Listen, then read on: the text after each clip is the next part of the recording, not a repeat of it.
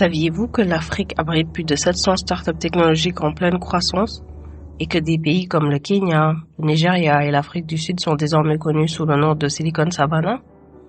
Comment un continent souvent perçu à tort comme en retard est-il en train de devenir un leader technologique mondial? Ah yeah!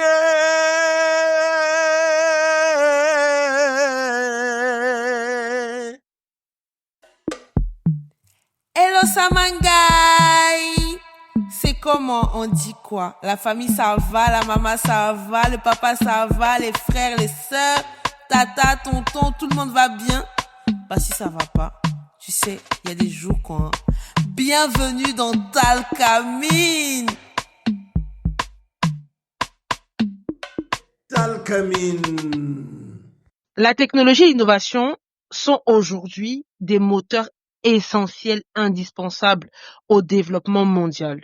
Et l'Afrique n'est pas en reste. La population étant jeune, les entrepreneurs sont audacieux, l'écosystème numérique est en plein essor, le continent est sur le point vraiment de redéfinir son avenir grâce à des solutions technologiques adaptées et à ses défis uniques. C'est pour ça que, encore une fois, partout on parle de défis, de solutions, d'avenir à redéfinir, moi et Margot sur Aïcha, on est là-bas. Donc c'est pour ça que aujourd'hui, on va vous parler de ce sujet-là, qui est la technologie de l'innovation en Afrique, qui est important parce que l'Afrique est souvent perçue comme un récepteur de technologie en fait. Mais aujourd'hui, il devient un acteur clé dans la création d'innovation à l'échelle mondiale. Le numérique vraiment est en train de transformer des secteurs comme la santé, l'éducation, l'agriculture et même la gouvernance. Donc, asseyez-vous, on va analyser ensemble comment la technologie et l'innovation transforment en fait le continent en mettant en lumière des exemples concrets, et des figures inspirantes ainsi que les défis et les opportunités, parce que là, on n'est pas vraiment là pour se leurrer. Vous avez pris l'habitude que dans Talcamine, on donne les opportunités, mais aussi les défis. Très important. Je vais laisser Aïcha nous dire un peu ce qu'elle a pu voir, en fait, genre pourquoi on s'est penché sur ce sujet-là, ce qu'on a pu constater, en fait, dans le paysage technologique ivoirien. Pourquoi ivoirien? Mais Marie-Hélène, on peut aimer son pays comme ça. C'est pas possible. Dans le paysage technologique en Afrique. Que tu aimes ton pays, mais là, c'est bon. Mais excusez-moi. Même si je sais qu'actuellement, non, mais actuellement, il n'y a pas quelqu'un qui peut me dire qu'Abidjan n'est pas le plus doux au monde. Merci. La Côte d'Ivoire, en fait. Donc, c'est pour ça que tout devient ivoirien. Désolée. Vraiment désolée. Donc, Aïcha, dis-moi. Oui. Non, oui, en vrai, on a fait un peu, on va dire, l'état des lieux de ce qu'on a pu observer en Afrique quand il s'agit de la technologie. Et la première chose qui nous a frappé, je pense, c'est que la croissance, elle est tellement rapide, mais aussi prometteuse. Il y a des idées partout. C'est une évolution, je pense, remarquable et ça a été aidé par l'adoption croissante, je pense, de l'Internet et les outils numériques comme notre téléphone, hein, parce que déjà l'année dernière, en 2023, on nous disait qu'il y avait plus de 570 millions d'utilisateurs d'Internet. Donc déjà, c'est environ, je pense, 40% de la population. Et tout ça, ça a été, je pense, alimenté par la démocratisation des smartphones. Donc maintenant, là, tout le monde, même dans n'importe quel village où vous partez, vous voyez qu'il y a des gens qui ont des téléphones et il y a des initiatives comme le Project Smart Africa qui ont vraiment poussé à cette idée d'améliorer l'accès numérique dans au moins 30 pays africains et je pense que voilà, en tout cas, c'est quelque chose qu'on a remarqué tout de suite que la croissance, le paysage technologique en Afrique a évolué remarquablement. Et le deuxième point qu'on a vu, c'est qu'il y avait des hubs qui commençaient à se former en Afrique. Et que là, on compte plus de 700 hubs technologiques qui sont recensés à travers le continent. Et quand on regarde des villes comme Lagos, Nairobi, Le Caire ou Johannesburg, c'est vraiment, ils se positionnent comme des centres névralgiques complets vraiment pour les startups technologiques. Et comme on disait dans l'introduction, le Kenya est surnommé maintenant la Silicon Savannah. Et on voit pourquoi, hein, parce que quand on voit M-Pesa, le système de paiement mobile, on va revenir dessus, ou iHub sont nés là-bas, en fait. Donc, on voit pourquoi on l'appelle Silicon Savannah. Et je pense que le troisième indice qu'on a vu qui nous a, enfin, poussé à traiter de ce sujet, c'est que il y a des investissements croissants dans ce domaine spécifiquement qui arrivent en Afrique. En 2022, les startups technologiques ont levé 5 milliards de dollars. Et ça, c'est vraiment une augmentation significative comparée aux autres années précédentes. Voilà, on recevait pas du tout ça. La fintech et l'agritech et tout ce qui est e-santé sont vraiment les trois secteurs où on voit qu'il y a beaucoup d'argent qui sont investis Yes. dans ces secteurs. Donc, je sais pas, il y a Flutterwave au Nigeria, ils ont récolté à eux seuls. Maintenant, enfin non, ils n'ont pas récolté, mais ils sont valorisés aujourd'hui à plus de 3 milliards de dollars. Et ça, c'est vraiment incroyable pour une start-up africaine à cette période. Donc, je sais pas, Tché, est-ce que tu as d'autres points à nous faire part par rapport à ce... Non, pour moi, t'as tout dit, hein. Pour moi, t'as tout dit, les domaines prioritaires pour l'innovation. Donc, quand tu as dit la fintech et tout, e-santé, il y a énormément de projets comme Zipline, par exemple. Agritech aussi, pareil. Comment ça s'appelle déjà? Twiga Foods, Oui. qui connectent les agriculteurs et les marchés pour réduire les pertes alimentaires.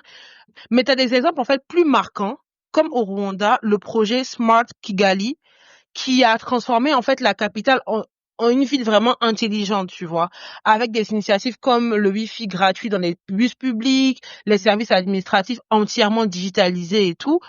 Pour quelqu'un qui a que vécu en Occident, pour vous, ça peut sembler assez banal, tu vois, comme initiative et tout, mais si vous avez suivi les premiers épisodes de la saison, on a véritablement parlé en fait du manque d'accessibilité à l'électricité fiable, aux infrastructures en fait qui ne nous arrangent pas en fait, tu vois, qui pêchent en notre faveur concernant ce genre d'innovation là. Mais le Rwanda, franchement, et le Kenya par exemple, ils arrivent vraiment à tirer leur épingle du jeu, et plein d'autres pays en fait, comme tout à l'heure t'as dit, le Big Four, le Nigeria, le Kenya, l'Afrique du Sud et l'Égypte.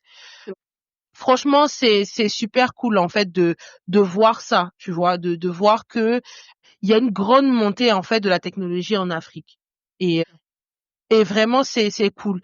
Et en fait, au niveau des domaines prioritaires, des secteurs clés, je pense qu'on a oublié, mais il y a aussi le e-commerce.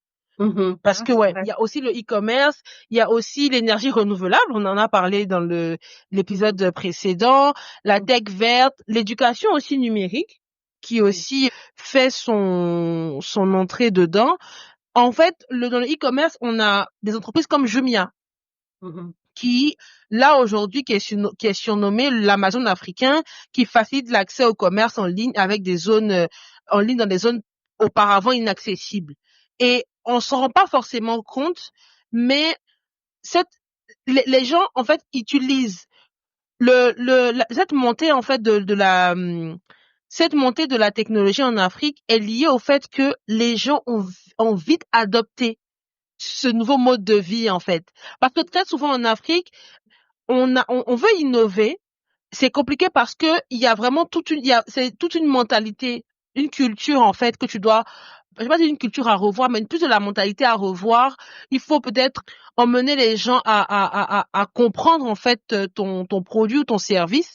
Sauf que là, je sais pas si c'est dû, en fait, à la mondialisation, à l'expansion des réseaux sociaux. Je sais pas si c'est lié véritablement à tout ça, mais on voit que, par exemple, ok, dans tel pays, ils commandent juste en ligne et puis ils se font livrer les choses et tout.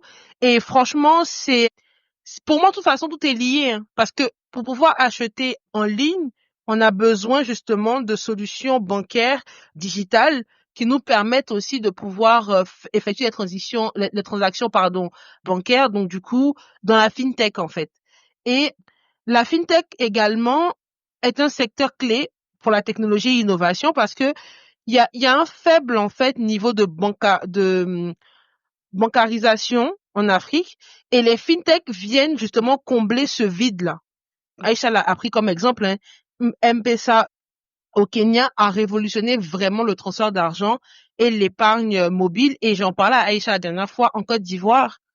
En Côte d'Ivoire, nous avons Jamo. Vraiment, vraiment, on dit merci. Non, non, parce que nous, en Côte d'Ivoire, on innove. C'est ça que j'ai parlé de la Côte d'Ivoire. Vraiment, Jamo, je peux en parler gratuitement, il n'y a pas de problème. Pendant des semaines et des semaines, ça nous facilite la tâche. Même quand tu voyages et tout, contrairement à certaines banques de la place, je vais pas citer de nom, des banques avec trois lettres là. Voilà. Oui, tu voyages à l'extérieur et tout, tu as des fois des problèmes pour payer, on te charge des frais super élevés. Jamo, la solution à tous tes problèmes. Tu vas avoir un enfant bientôt, tu veux garder de l'argent pour la layette, tu veux bloquer, tu fais. Même tontine, tu fais. Vraiment, je trouve que c'est vraiment adapté à nos réalités, en fait, africaines. Je kiffe cette solution-là, bancaire. Vraiment. Ils doivent te payer, hein. Oui, payez-moi. Non, vraiment, payez-moi. Franchement, c'est super bien. Si vous n'êtes pas en Côte d'Ivoire, juste renseignez-vous dessus. Et je trouve que il doit pas avoir seulement une seule solution bancaire. Tu vois, ici, par exemple, on a Revolut, on a N26, on a Nickel, on a plein de trucs, de solutions bancaires comme ça, digitales. Et je trouve que ça doit exister, en fait, encore plus en Afrique de l'Ouest et partout ailleurs en Afrique, surtout.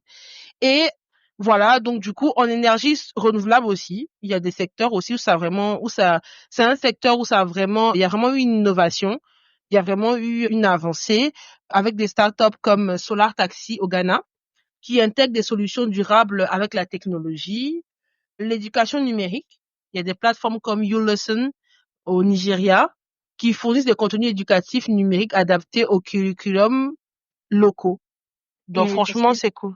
Et moi, ce qui m'a le plus fait plaisir à découvrir ce que la technologie a permis de soutenir vraiment, c'est dans le domaine de la santé. Comme on donnait l'exemple dans l'épisode précédent des coupures d'électricité et comment ça a impacté le milieu de la santé. Là, j'ai eu vraiment le plaisir de découvrir pas mal de startups qui aidaient justement à contrer ça. Et par exemple, on a Zipline. Eux, ils utilisent des drones pour livrer des médicaments ou du sang dans les régions éloignées. Et c'est déjà très bien en marche, par exemple, au Ghana. Mais aussi, Hello Doctor.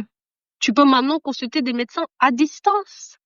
C'est-à-dire, tu vis dans un village, je sais pas moi, très reculé, t'as pas accès à des spécialistes, mais t'as un téléphone et t'as Internet. Qu'est-ce que tu fais? Tu peux avoir des consultations à distance.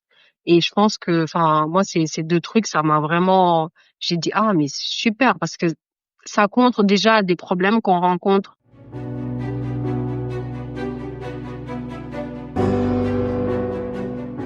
Mais oui, du coup, tu nous as présenté pas mal de startups qui ont vraiment innové, on va dire, le landscape africain. Est-ce que tu as des histoires pour nous de ces personnes qui commencent vraiment à marquer le continent grâce à leur innovation?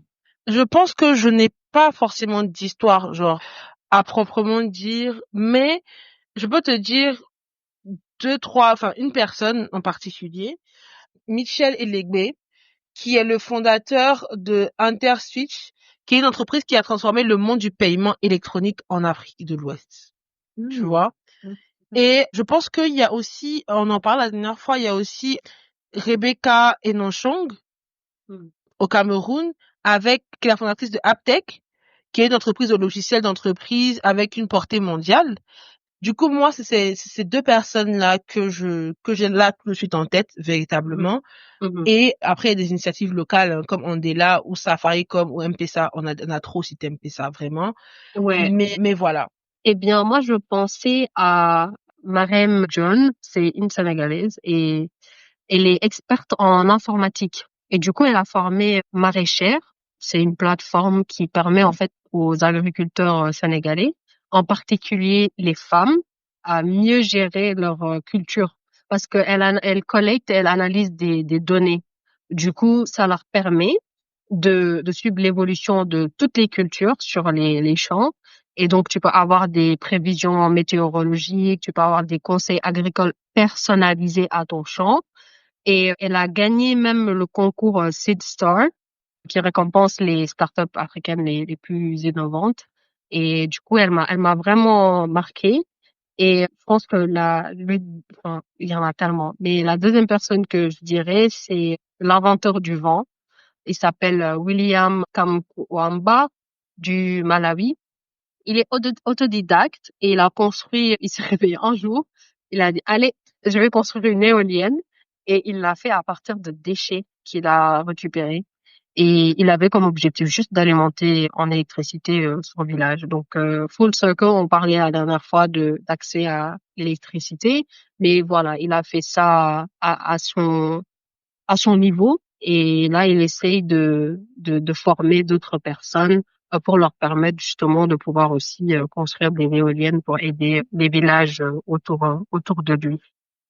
Mais est-ce que il y a des défis et des obstacles, tu sais, que tu as constaté que ces personnes ont rencontré dans ce processus d'innovation en Afrique particulièrement, parce qu'on sait que voilà, c'est un continent à part qui a ses défis et ses obstacles qui sont différents de ce qu'on pourrait rencontrer autre part.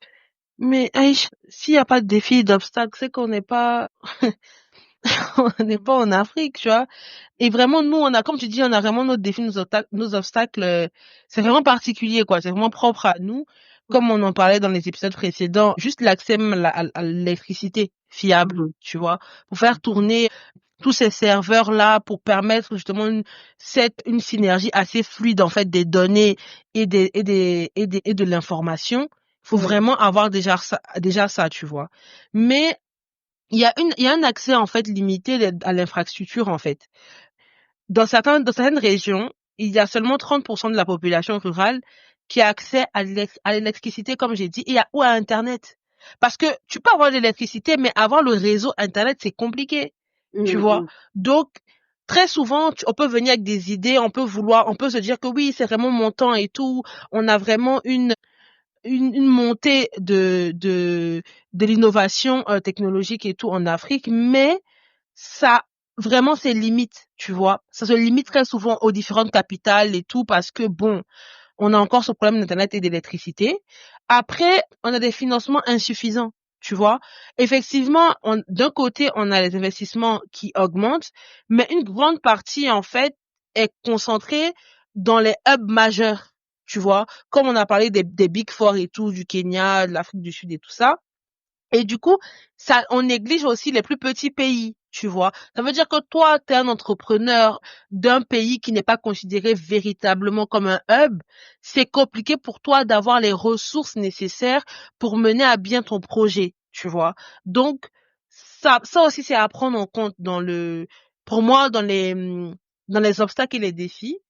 Après, je vais dire quoi? Le manque de réglementation, parce que c'est un peu comme ça partout. C'est que lorsque il y a vraiment une montée rapide, une expansion rapide dans un domaine particulier, très souvent, le cadre juridique, en fait, ne suit pas toujours l'évolution, tu vois. Faut forcément qu'il y ait une situation qui se pose, qui fasse que on va commencer à prendre les mesures et tout. Sauf que la technologie étant très rapide, il y a facilement, en fait, des zones grises, en fait, tu vois, qui peuvent entraîner, parce que très souvent, il y a des petits filous qui sont là, eux, pour observer le marché, se dire, quelles sont les failles de ce marché-là? Comment je peux agir, tu vois?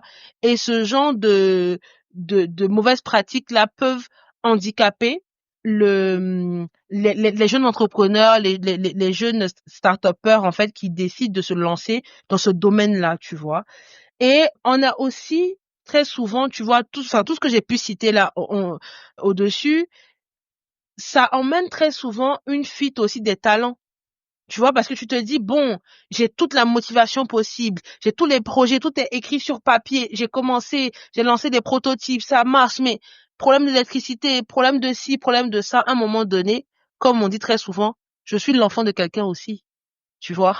J'ai aussi envie de manger, j'ai aussi envie d'être à l'aise, de mettre ma famille à l'aise, parce que on n'en parle pas assez souvent, mais quand tu entreprends, tu dois très souvent, et surtout quand tu as une idée dans le domaine des technologies, ça semble des fois un peu fou.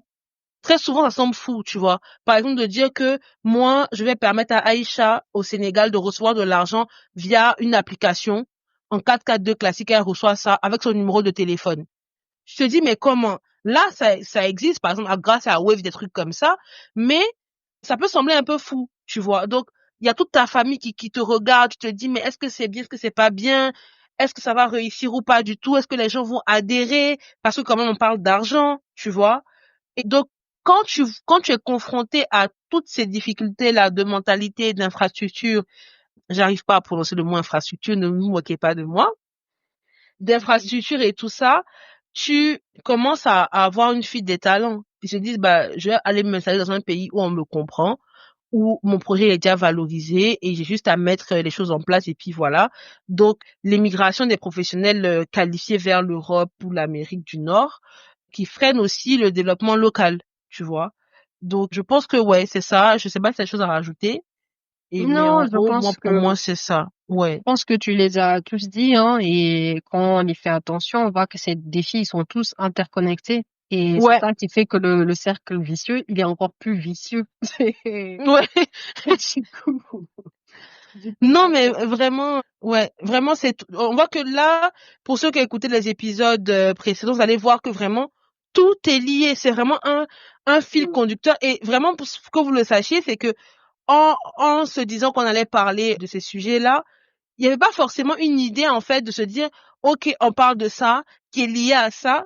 Mais, en fait, on s'est rendu compte par la suite que, mais, c'est trop lié. Tu vois, de toute façon, Takami, non, la saison 2, c'est vraiment axé sur les enjeux de l'Afrique et vraiment, c'est ça, de comment on peut essayer de pallier à ça. Mais bien évidemment, il n'y a pas que des obstacles. On aime appeler ça des opportunités parce que, effectivement, il y a des obstacles, mais il y a des éléments qui sont mis en place, des solutions qui sont mises en place pour permettre, en fait, de faire un pont, tu vois et de pouvoir traverser ces obstacles-là assez facilement, ou je veux dire assez rapidement. Donc, Aïcha, je te laisse, hein, oui, si tu as tu vois des opportunités pour l'avenir, parce que le but, c'est de ne pas stagner sur les obstacles, tu vois. et oui, c'est ça. Et on a pas mal d'initiatives qui essayent de régler, de décoincer ces petits, comment dire, ces petits défis que les innovateurs rencontrent. Par exemple, il y a des formations en ligne comme avec Andela ou Decagon qui sont spécialement faits pour développer, par exemple, former des développeurs africains pour le marché mondial. On a aussi des écoles qui sont nées grâce à des collaborations internationales. Par exemple, le Moringa School qui offre des formations en développement web. Ils sont tous des solutions pour entre guillemets, atténuer ces difficultés et permettre, par exemple, à des startups africaines, pardon, de collaborer avec des grosses entreprises mondiales comme, par exemple, Microsoft ou Google, qui ont parfois, voilà, collaboré avec des petites startups africaines sur l'échelle internationale. Mais le chemin reste quand même semé d'embûches, je pense. Et pour que l'innovation technologique puisse véritablement décoller, je pense qu'il est essentiel surtout de surmonter les obstacles structurels, financiers, mais aussi bien évidemment éducatifs dans des pays, par exemple, où les secteurs scientifiques ne sont pas mis en lumière, je dirais. Bien sûr, il y a des pays où enfin, l'intérêt pour les sciences est en train d'augmenter, comme par exemple le Sénégal ou le Ghana. Mais je pense que il y a enfin, il y a des établissements qui peinent encore à offrir des formations adéquates pour répondre aux besoins du marché qui est de plus en plus précis et de plus en plus exigeant. Parce que justement, face à la mondialisation, il faut être à la hauteur pour ça. Est-ce que tu vois d'autres opportunités? Oui, en fait, j'ai commencé là tout à l'heure dans les premiers points, je pense que j'ai parlé des financements insuffisants. Et il y a un accès qui commence à être, il commence à avoir un accès en fait au financement par des initiatives comme le Fonds d'innovation africain qui fournissent en fait des capitaux aux startups en démarrage. Tu vois, il y a énormément de fonds comme ça qui permettent en fait de soutenir les jeunes entrepreneurs au démarrage en fait. Tu vois, pour éviter justement la fuite des talents et tout ça. On a, comme tu en as parlé tout à l'heure, hein, l'éducation et la formation aussi en ligne aussi, comme Rethink Code en Afrique du Sud pour renforcer les compétences des jeunes. Donc, en fait, si vous avez remarqué, très souvent, on peut citer des exemples de pays anglophones ou de pays en Afrique centrale, un peu loin de l'Afrique de l'Ouest et tout ça, parce que on se dit, des fois, t'as pas forcément besoin d'innover, en fait. Il y a un truc qui marche en Afrique, dans une zone africaine. Effectivement, on a différents enjeux, différentes mentalités et tout, mais il faut juste des fois reprendre, en fait, cette chose-là, l'adapter et puis permettre, en fait, de pouvoir, parce que contrairement à eux, en reprenant l'idée, par exemple, il y a possibilité de pouvoir, en gros, tu es face à une entreprise qui a déjà vécu certains problèmes et qui ont trouvé des solutions, tu vois. Donc, du coup, ça peut t'aider à pouvoir aller de l'avant. Quand tu es en Occident, tu vois ça très bien. Quand on parle de développement et tout, très souvent, il n'y a pas énormément d'innovation. Comme Elon Musk le disait dans un de ses livres, il disait que pour lui, l'innovation, tout ça, c'est comme un arbre, en fait, qu'on a fini de grimper. On est tous au sommet de l'arbre et ce qui fait la nouvelle innovation, c'est quand tu relie une branche à une autre branche, en fait, et du coup, on appelle ça innovation. Mais tu n'as pas forcément besoin de te dire, waouh, là, je vois qu'il y a une émergence, en fait, au niveau de l'innovation. Faut que je sorte quelque chose qui n'a jamais existé et tout, non. Donc, vraiment, je pense qu'en citant ce genre d'initiative, ce genre de start-up et tout, ça puisse permettre de germer une graine dans la tête de quelqu'un et tout ça. Et aussi, pour moi, la collaboration régionale aussi peut être une belle opportunité. Par exemple, les projets de zones de libre-échange continentale africaine et tout peuvent favoriser aussi, tu vois, des innovations transfrontalières, tu vois. Par exemple, tu vois, là, j'ai parlé de Jamo et tout. Peut-être que si jamais il y avait une certaine facilité, une certaine fluidité, ça aurait pu être une application, une solution bancaire pour toute l'Afrique de l'Ouest d'un coup, par exemple. Mais peut-être ils ont été confrontés à certaines réalités, tu vois, donc qui a peut-être freiné en fait leur expansion directe. Mais je pense vraiment que ils vont le faire, tu vois, parce que vraiment c'est Oui. une solution incroyable. Et je vois aussi que la croissance de l'IA et de la blockchain aussi peut être aussi une opportunité pour l'avenir parce que l'IA aussi peut être utilisée aussi, pardon, pour améliorer l'agriculture, par exemple, tu vois, prévision météorologique, diagnostic des sols et tout ça. Et je dis la blockchain également parce que la blockchain peut permettre aussi de sécuriser les paiements et les transactions aussi financières et foncières. Donc oui. Mais je pense également que pour que l'Afrique atteigne son potentiel véritablement technologique, on a parlé des opportunités qu'on peut avoir et tout, mais je pense qu'il faut aussi renforcer les infrastructures numériques, en fait, tu vois, pour connecter les zones rurales. Il faut aussi investir dans l'éducation technologique et les compétences. Parce qu'effectivement, on veut bien qu'il y ait une montée, mais il faut que les compétences aussi, elles suivent. Il faut aussi encourager, en fait, les partenariats entre le public et le privé. Vraiment, pour soutenir les startups locales, parce qu'il y a énormément de projets. Énormément de projets. Et donc, du coup, si on veut vraiment que l'Afrique atteigne son potentiel, il le faut. Il faut encourager les partenariats. Il faut créer aussi des cadres juridiques clairs, tu vois, et attractifs pour les investisseurs étrangers. Parce que tu vois, très souvent, quand il y a des levées de fonds, les gens ont réellement envie d'investir. Par exemple, là, tu vois, on parlait de, d'investissement et tout. Mais attends, pourquoi depuis il n'y a pas PayPal, par exemple, en Afrique? Mm.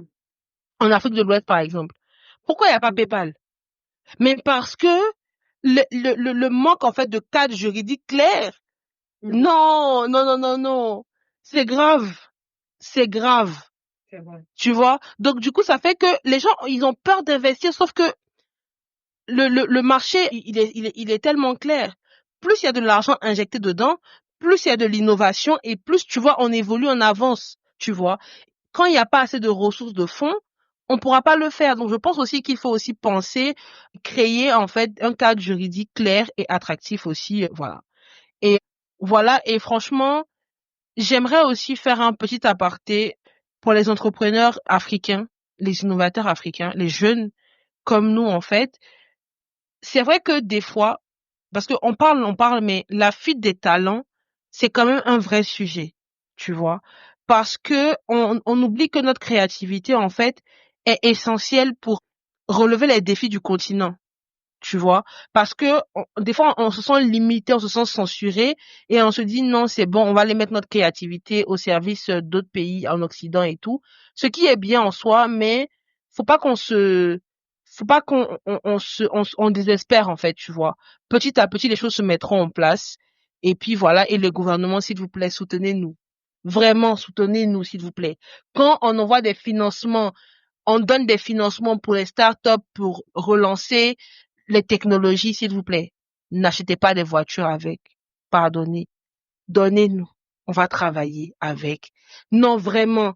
Parce que des fois, il y a des fonds qui sont mis en place, mais tu ne connais pas. On t'a pas informé, en fait. T'es pas au courant, Aïcha. Il faut vraiment que tu ailles fouiller, chercher, tu connaisses le papa de la maman de la tante de Moko. C'est ça. Pour savoir, en fait, genre, vraiment, il faut vraiment informer aussi, nous informer que, écoutez, il y a tel fonds qui est mis en place, il y a tel concours, il y a telle information, tu vois, pour qu'on puisse être informé et on puisse se dire que voilà, il y a des objectifs, en fait, il y a des choses qui sont mises en place pour nous aider, en fait, nous les jeunes, tu vois, dans l'innovation. Je pense que tu as tout dit et ça nous montre que la technologie et l'innovation, c'est pas seulement des outils pour un avenir meilleur, mais c'est vraiment des leviers puissants pour transformer totalement les Ouais. défis en opportunités. Vraiment de réécrire le futur du continent sous de meilleures bases, en fait. Et chaque innovation, chaque start-up, chaque jeune entrepreneur qui ose briser les barrières technologiques, c'est un témoignage du potentiel immense de l'Afrique que tu sais, que je sais, que nous savons, que nous avons. Donc, c'est très, très important, je pense, que de voir que malgré les obstacles, l'Afrique, c'est un véritable laboratoire d'idées. Nos innovations sont audacieuses et il faut qu'on croie vraiment en ça, que nos innovations marchent. Les solutions locales qu'on fait, c'est conçu par des Africains pour des Africains. Allez dans l'épisode précédent pour écouter l'histoire que Thier nous raconte à la fin, parce que je pense que ça aussi, c'est important que nos innovations soient conçues par nous, parce qu'on se comprend. Il y a certaines choses qu'on comprend que ça serait Ouais. compliqué par un autre de Ouais. comprendre et ça nous permettrait, je pense, de réinventer des secteurs clés, comme on l'a dit, que ce soit dans l'agriculture, dans l'éducation, dans la santé, les services financiers. Et ça peut durablement changer, je pense, le continent tout entier et faire de l'Afrique pas quelqu'un qui est seulement en train de rattraper, entre guillemets, son retard technologique, mais de redéfinir la manière dont la technologie peut être utilisée au service de l'humain partout dans le monde entier. Donc moi, vraiment, s'il y a un truc que je voudrais que vous garder en tête, c'est que l'avenir appartient à ceux qui ont le courage de rêver et d'agir. Donc, soutenez les gens autour de vous, investissez investissons, je vais dire, dans notre éducation, essayons de renforcer vraiment toutes les infrastructures, même si c'est pas 100% fonctionnel, essayons de faire ce qu'on peut pour, en tout cas, donner plus d'opportunités aux gens qui viendront après nous et là même de commencer maintenant, en fait, aujourd'hui et de pas voir ça juste comme quelque chose de lointain. Donc voilà, c'est tout ce que j'avais à dire. L'avenir est africain. Donc, soyons dedans, en fait. Sortons pas du loop. Soyons la raison pourquoi demain l'Afrique sera meilleure. Aïcha a tout dit. J'aimerais juste rajouter une petite phrase, juste rajouter un petit mot. C'est que n'oublions pas qu'avec un esprit, vraiment, je dis même pas avec de la collaboration, un esprit, c'est-à-dire que dans ton mental là-bas, tu te dis, je veux pas briller seule. Par exemple, tu vois, là, on fait un podcast, Aïcha et moi. Aïcha, enfin, je dis, elle est intelligente, elle va éditer les CV, elle pouvait s'asseoir elle seule, faire son podcast, échanger, faire ce qu'elle a à faire et tout, moi aussi de mon côté. Mais la collaboration a ce goût particulier là. C'est un peu comme quand tu manges avec tes doigts là. Il y a un goût particulier. C'est ça que la collaboration, la résilience et l'audace a en fait.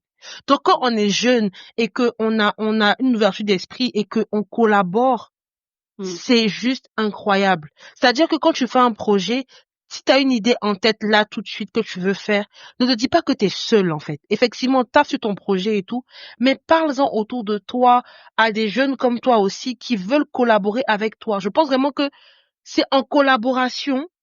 Toutes les grandes entreprises qu'on voit là actuellement, c'est en collaboration.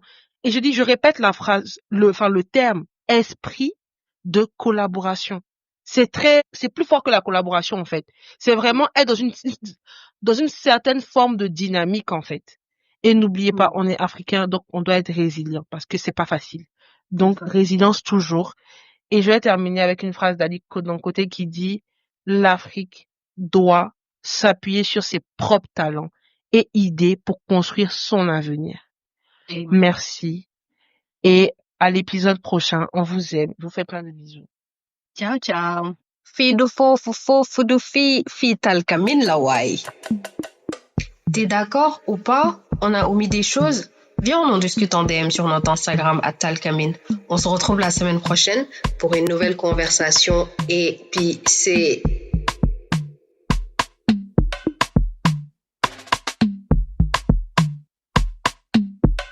Talkamin.